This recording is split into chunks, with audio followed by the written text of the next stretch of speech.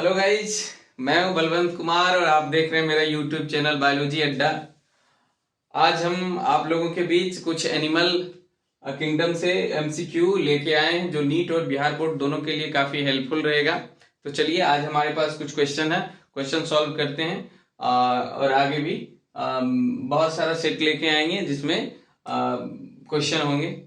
I hope हमारे और आपके लिए दोनों के लिए हेल्पफुल रहे। निम्नलिखित में कौन सा एक सर्वाहारी नहीं है? इसका आंसर हो जाएगा, चार ऑप्शन दिए हुए, चूहा, चींटी, भालू और सांप। तो हमारा ऑप्शन, आप जानते हैं कि सांप जो है वो कीड़े मकोड़े खाते हैं या फिर मेढक खाते हैं, इसलिए इसका आंसर हो जाएगा सर्वाहारी नहीं है, मतलब सारी चीजें नहीं खाती है।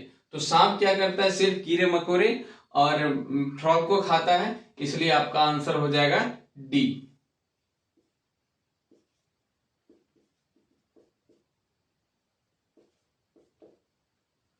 हमारे पास दूसरा क्वेश्चन है, निम्नलिखित में कौन सा अंडा देने वाला स्तनधारी है? नेवला, प्लेटिपस, व्हेल और हाथी। आप जानते हैं कि नेवला जो है अपनी ही जैसी नई संतति देती है और प्लेटिपस अंडे देती है। व्हेल, प्लेटिपस को अभी रोकते हैं, पहले हम देखते हैं नेवला अपने ही जैसे नई संतति उत्पन्न करती है, व्हेल भी अपनी जैसे नई संतति उत्पन्न करते हैं, हाथी जो है ये भी अपनी जैसी नई संतति उत्पन्न करती है। तो इसका मतलब है कि आपका आंसर हाथी भी नहीं होगा, व्हेल भी नहीं होगा और नेवला भी नहीं होगा। तो आपका आंसर क्या हो जाएगा? प्लेटिपस।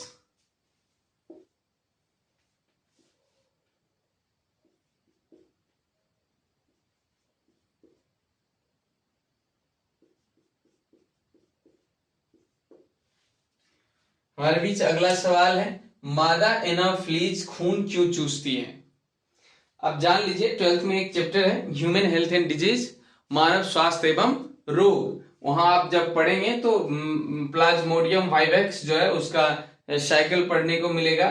तो वहीं से आपको मादा एनाफिलीज के बारे में ज्यादा जानकारी मिलेगी। ये मच्छर काटने से मलेरिया होती है, क्योंकि मादा एनाफिलीज काटने से प्लाज्मोडियम जो है रोग उत्पन्न करने वाली जो माइक्रोब्स हैं वो पाई जाती हैं मादा एनाफिलीज में, इसलिए हमें क्या होता है? मलेरिया होता है। मलेरिया प्लाज्मोडियम वाइवेक्स पाया जाता है। मलेरिया फैलाने के लिए ऑप्शन नंबर 1 है, दूसरा है संक्रमण उत्पन्न करने के लिए, तीसरा है अंडे का पुनः प्रजनन करने के लिए और चौथा है इनमें से कोई नहीं। इतना जान लीजिए कि प्लाज्मोडियम जो है वो अपना प्रजनन तभी करेगा जब उसे ह्यूमन का रेड ब्लड सेल्स मिलेगा। यानी कि हमारे पास क्या होता है? रेड ब्लड सेल्स होता है, आरबीसी, एरिथ्रोसाइट। तो इसलिए अंडे का पुनः प्रजनन होगा।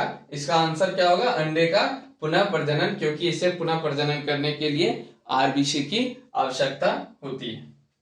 अगला सवाल है, गर्म रक्त वाले जंतु होते हैं?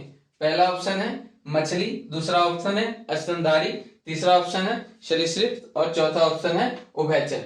आप इतना जान लीजिए कि मछली, ठीक ना, एनिमल किंगडम उल्टाइए अच्छे से, आपको पता चल जाएगा। जो सबसे पहले किंगडम को किसमें बांटा गया? फाइलम में, और फाइलम को किसमें बांटा गया? क्लास में। तो आप वहां क्लास उल्टा कर देखेंगे, सरीसृप का, पक्षियों का, तो आपको इसके बारे में, स्तनधारियों का, तो इसके बारे में आपको आसानी से पढ़ने के लिए मिल जाएगा। तो हम पहले देख लेते हैं यहाँ पे अपना आंसर। गर्म रक्त वाले जंतु होते हैं मछली, स्तनधारी, सरीसृप और उभयचर। तो आपका मछली जो है वो औषमतापी होता है। क्या होता है? औषमतापी। सरीसृप भी औषमतापी होते हैं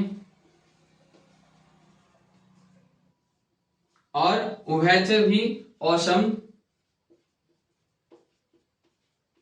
औषमतापी होते हैं।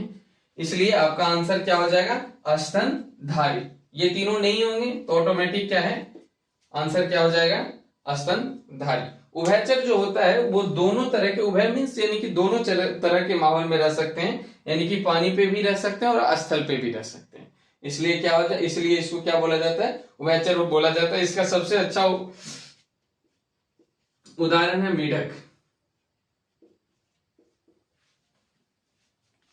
आप इसका स्क्रीनशॉट ले लीजिए। पुनः हम मिलते हैं नए सवाल के साथ।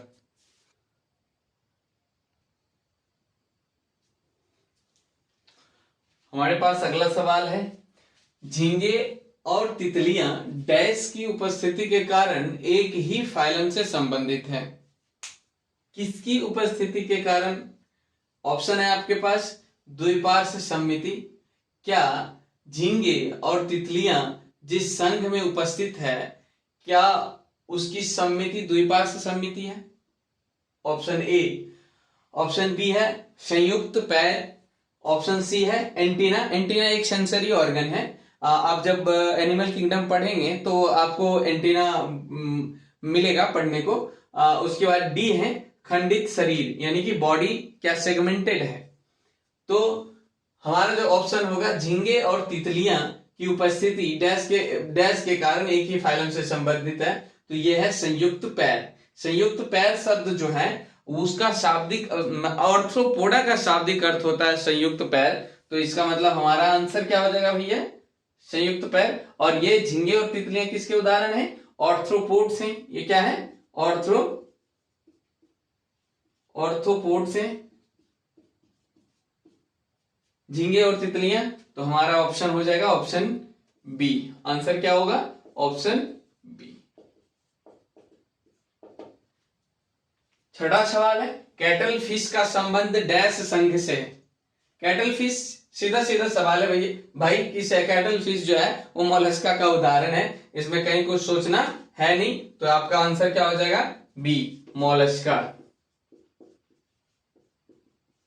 नीट में अक्सर जो है ना एग्जाम्पल से सवाल पूछता है। एनिमल किंगडम आप जब भी पढ़ो तो एग्जाम्पल, या प्लांट किंगडम पढ़ो तो एग्जाम्पल हर हाल में याद रखना, क्योंकि नीट में जो है ना ढेरों सवाल हैं। हर साल एक दो सवाल जो हैं वो एग्जाम्पल से आते हैं। तो एग्जाम्पल को हमेशा याद रखना। तो इसका एग्जाम्पल है कैटल फिश जो है मोलस्का का क्या है? उदाहरण है। तो इसलिए आपका आंसर क्या हो जाएगा? मोलस्का।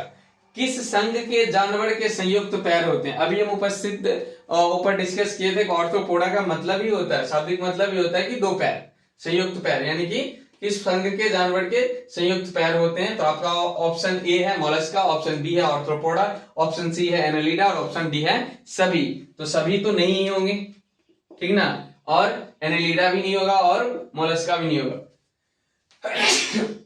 नाम से ही स्पष्ट है। तो क्या हो जाएगा? ऑर्थ्रोपोडा। Option B, Arthropoda.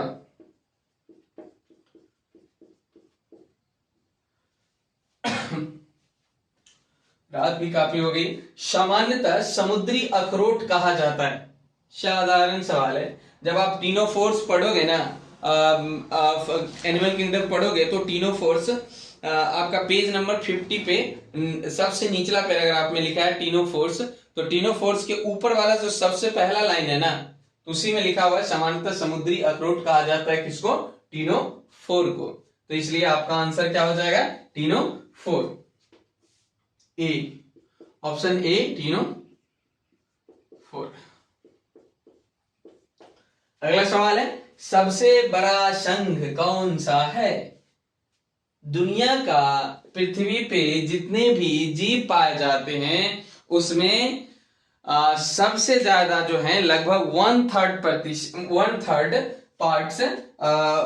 वो क्या है? ऑर्थ्रोपोड्स हैं। तो आप समझ सकते हैं कि दुनिया का सबसे बड़ा संघ कौन सा हो सकता है। तो आपका सबसे बड़ा संघ कौन सा हो सकता है? तो सबसे बड़ा संघ आपका क्या होगा?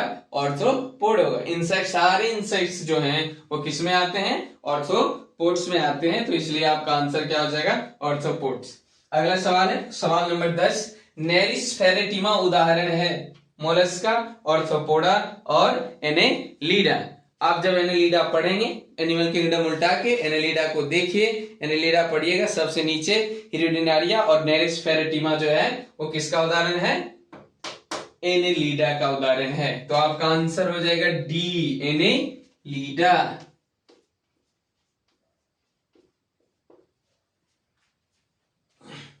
इसी के साथ ये पार्ट खत्म करते हैं। अगले पार्ट में फिर 10 क्वेश्चन लेके आएंगे। तब तक के लिए बाय बाय।